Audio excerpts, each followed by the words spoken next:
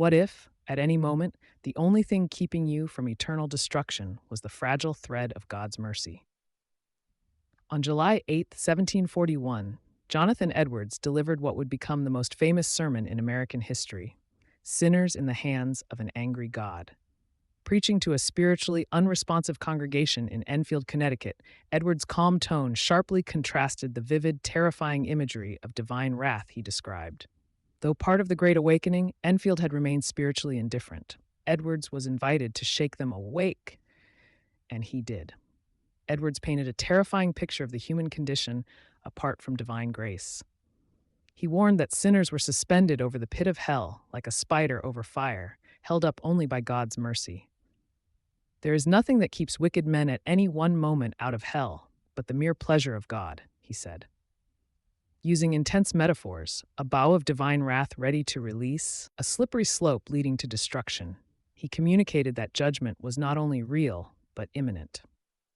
Despite the sermon's severity, Edwards wasn't theatrical. He read from his manuscript in a slow, steady voice, letting the imagery and message do the work. The impact was immediate and overwhelming.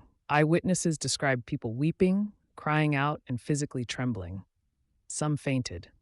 Ministers moved through the crowd to comfort the emotionally overcome. The sermon cracked open Enfield's spiritual resistance and contributed to a larger wave of revival during the Great Awakening. Churches once cold and dry began to experience a renewed sense of spiritual urgency. Conversions surged as people responded to Edwards' call.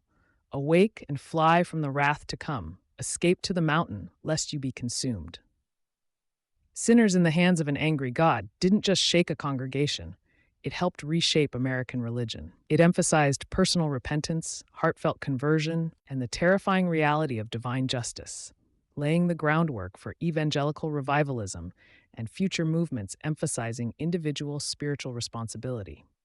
Even today, nearly 300 years later, Edwards' message challenges us to examine our own hearts. Are we relying on our own strength or clinging to the mercy of Christ?